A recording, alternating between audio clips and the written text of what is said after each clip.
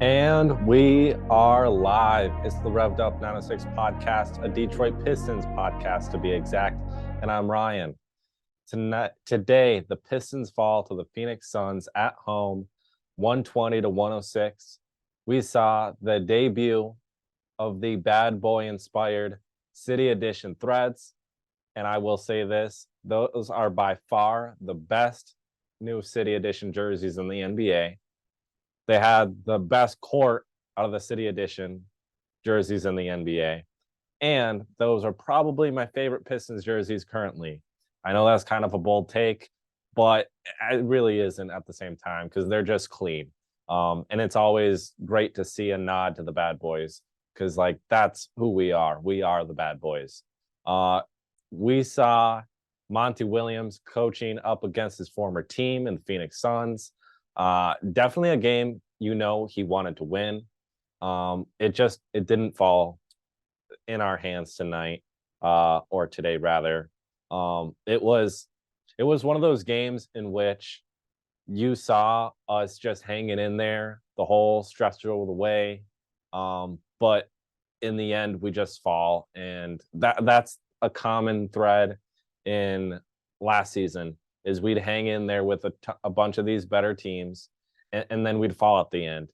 And our team we didn't come out with a lot of energy. It felt like from the get go, you have the final countdown playing along with introductions, and like, okay, that was amazing. And then you have the whole atmosphere of the bad boy-esque vibe going around. And then you're all pumped up, ready to go. And then all of a sudden, Kevin Durant just smacks you in the face because that's what happened. Tonight, we saw Kevin Durant have 41 points, 2 blocks, a steal, 5 assists, 4 rebounds, was 100% at the free throw line, shooting 12 free throws, 1 of 3 from 3, and then 14 of 27 from the field in 35 minutes. Phenomenal game out of a first ballot Hall of Famer. I mean, that's what you can expect from the Slim Reaper. That's what he's going to do night in and night out. He's always going to give you trouble. We saw Eric Gordon give us the most trouble out of anybody outside of Kevin Durant.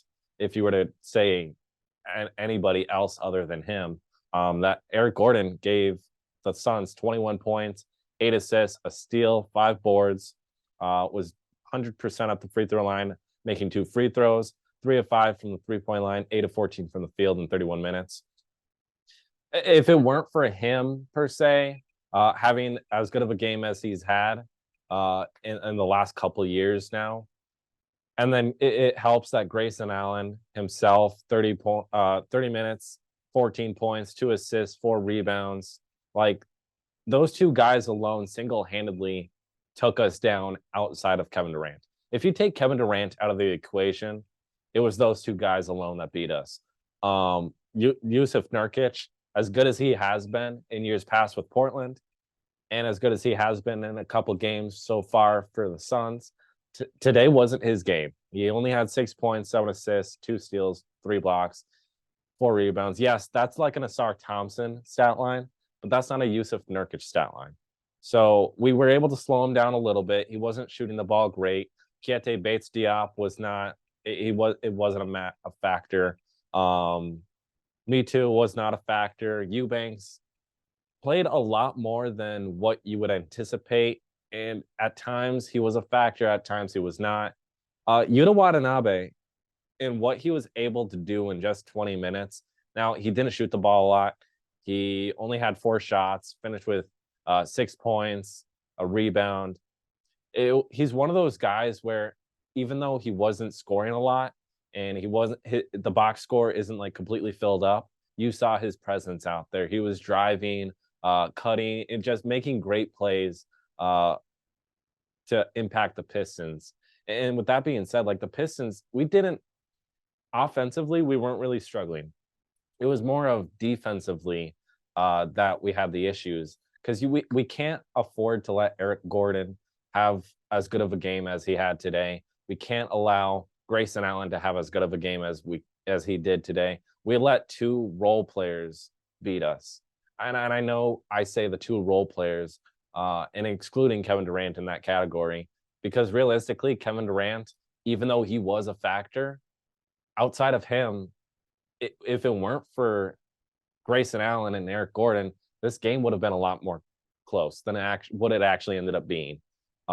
We saw the Pistons with Asar Thompson in the first half alone had a very bad boy-esque stat line, and then finishes with 14 points, 4 blocks, 4 steals, 4 assists, 9 rebounds, 2 of 3 from the 3-point line, and then 6 of 14 from the field. You can't complain with that. Asar Thompson has been balling out the last couple nights and showing that, hey, I'm not just a defender, I can also score too.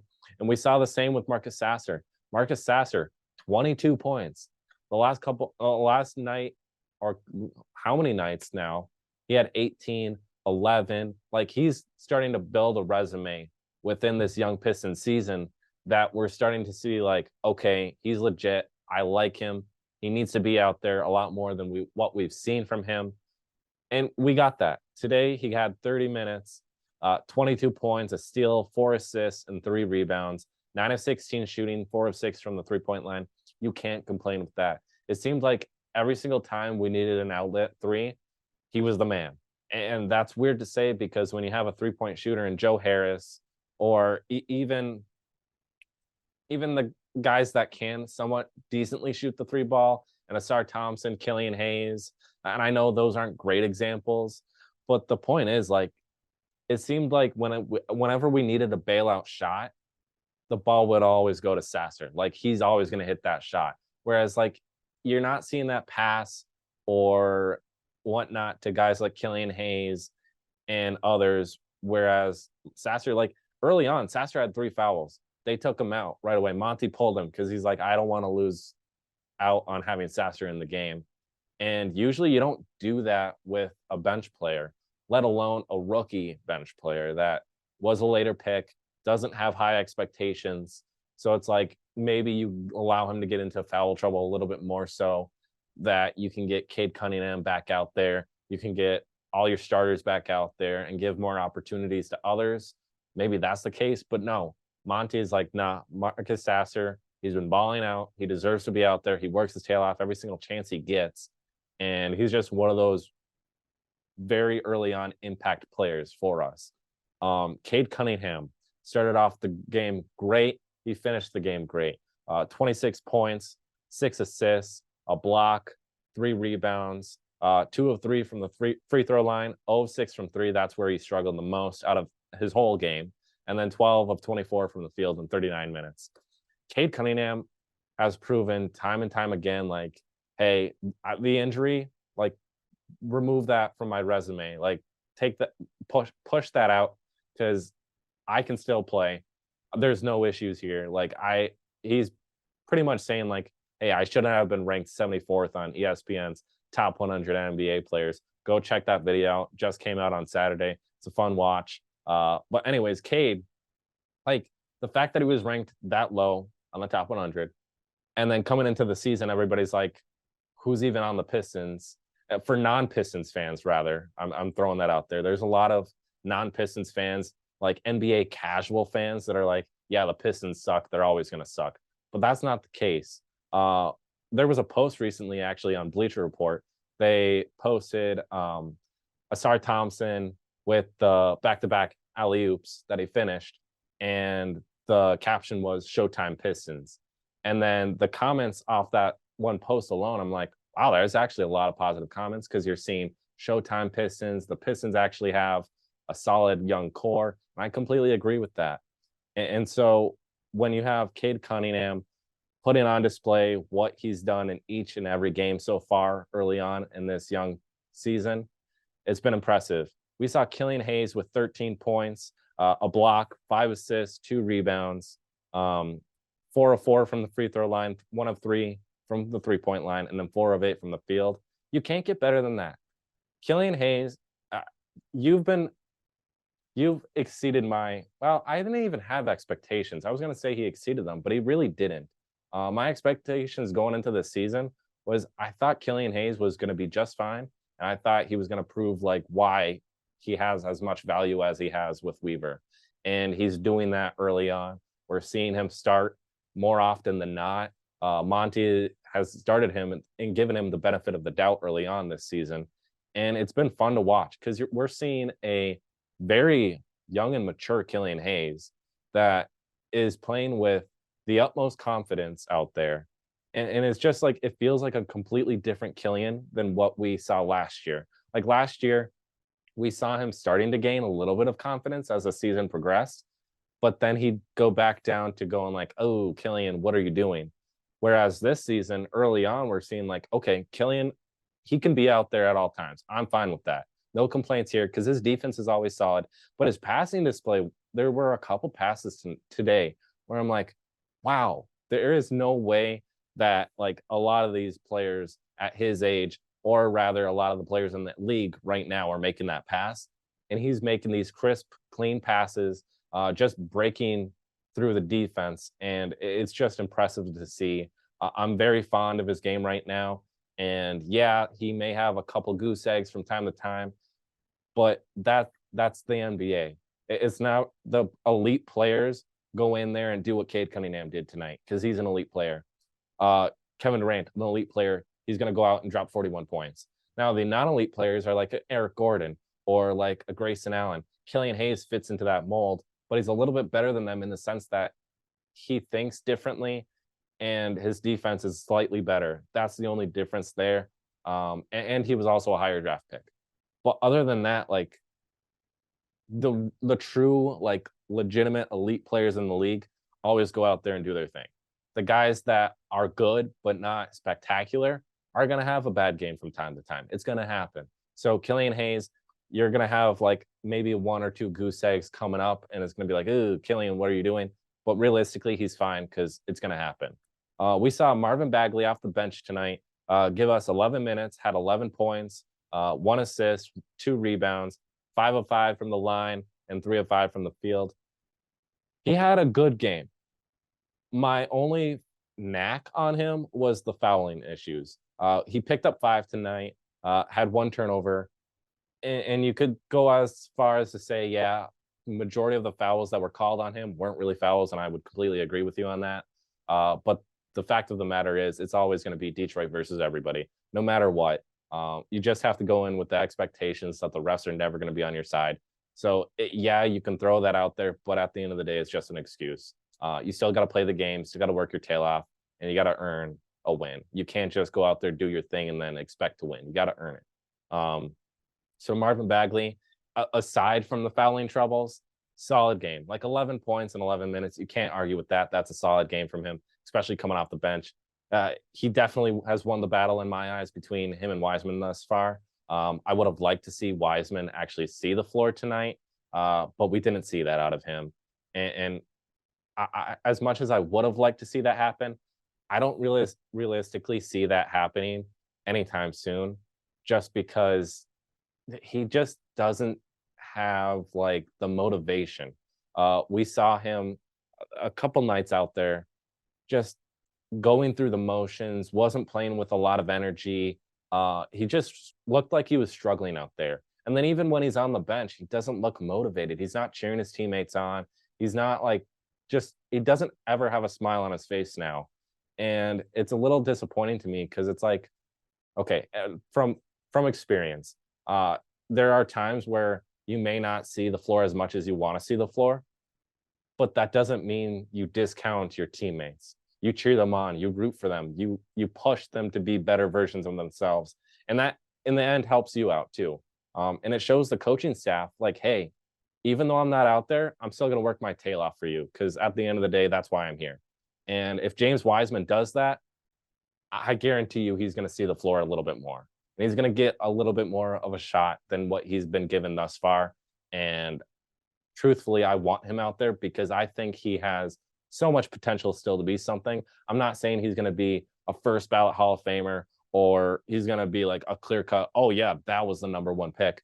No, it's going to show you like, hey, I can still make an impact. I can still be an impact high level scoring player in the NBA. I can still defend on both ends. And I'm still a great defender overall.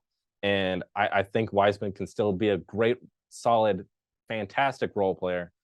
But if he keeps playing or shows kind of the expressions of what he has been thus far, I don't see him seeing the floor anytime soon.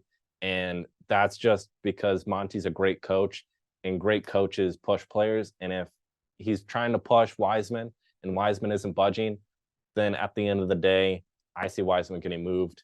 There's no reason to keep him around in Detroit. And that's the sad thing for me because I like him a lot. I see the potential there.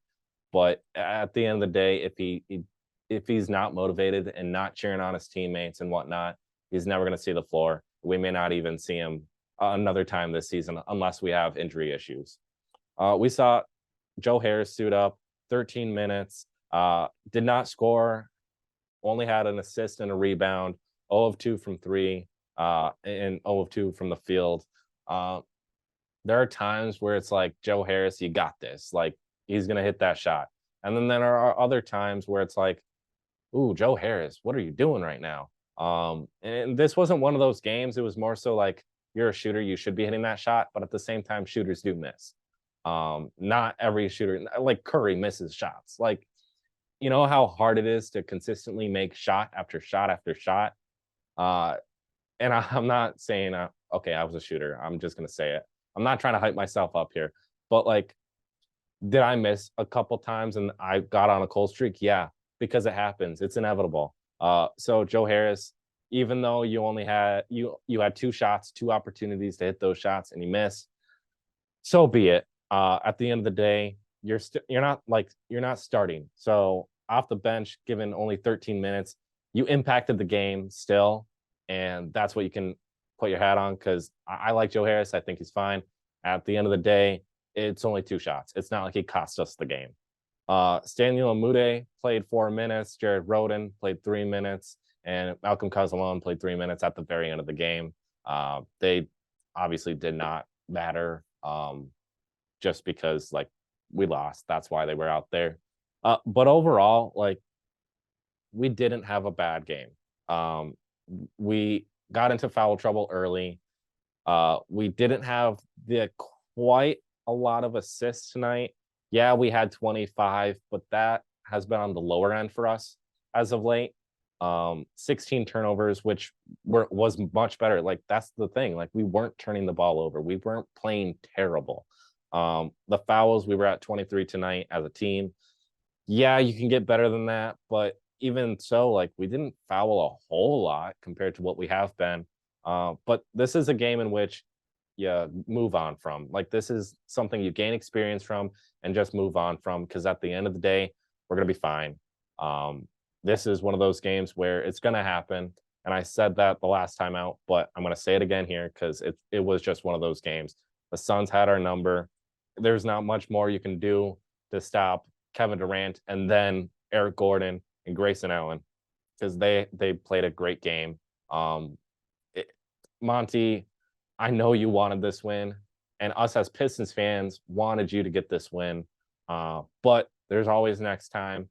There may be an opportunity coming up outside of the next. I don't remember when the next time we play them is, but I know there's going to be another opportunity in the future at some point, and I know Monty's going to get that win. But that will do it. The final score for today's game: the Suns 120, the Pistons 106. Again, not much more you could have done. It was just one of those games, one of those failed and missed opportunities, but we didn't play terrible. We weren't turning the ball over a lot. We weren't fouling too much. It was just one of those nights, and it's going to happen. But that will do it. Again, from Ryan Young, this is the Revved Up 906 podcast, and we will see you on the flippity flip. Peace.